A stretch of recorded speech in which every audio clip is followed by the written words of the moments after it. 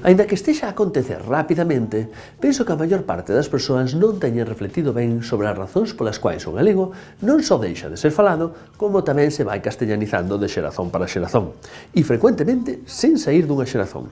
Decenas de palabras que usábamos cando éramos crianzas non só deixan de usarse, senón que até deixan de ser comprendidas pola maioría das persoas á nosa volta. Hoxe trago dous exemplos da miña infancia que compartillan a mesma terminación, sabichón e gomichón.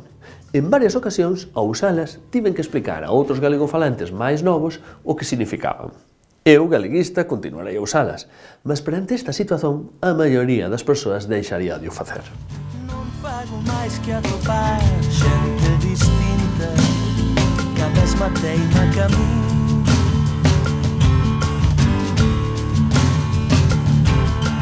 Non fago máis que ouvir outras voces son a mesma voz.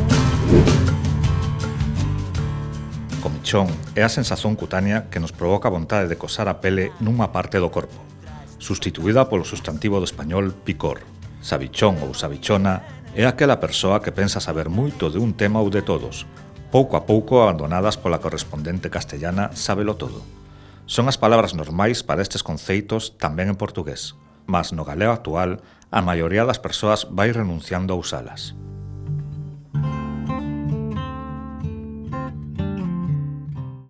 E cando falamos da maioría das persoas, incluímos tamén a maioría de profesionais que traballan co idioma.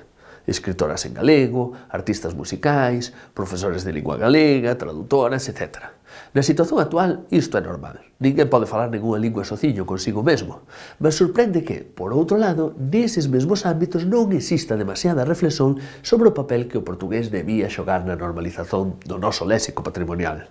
En xeral, a resposta "o portugués pode axudar" é un sí indeciso, mas ao mesmo tempo quase ninguén tenta comprender como iso se fai, e mesmo é atribuído ao reintegracionismo un cariz estranxeirizador que verdadeiramente está lonxe de existir. Os luxistas só queren protexer as formas lingüísticas xenuínas. As palabras galegas comentadas e moitas outras que poderíamos acrescentar, bochechón, cabalo rinchón, por non sair da lista das acabadas en chón, pasaron, en poucos anos, a conviver coas españolas adaptadas. Mofletudo, páxaro carpinteiro, e en só máis algúns, chegará a perderse a consciencia de estas últimas ser en castellanismos.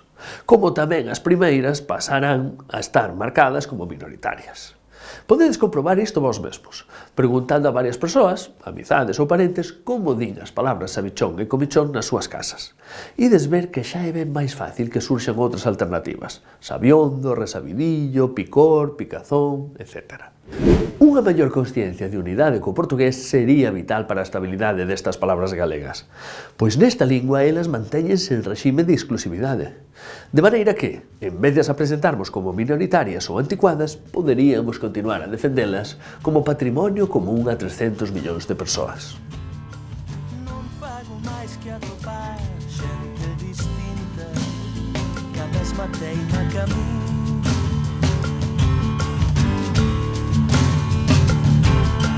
Non fago máis que ouvir outras voces que son a mesma voz.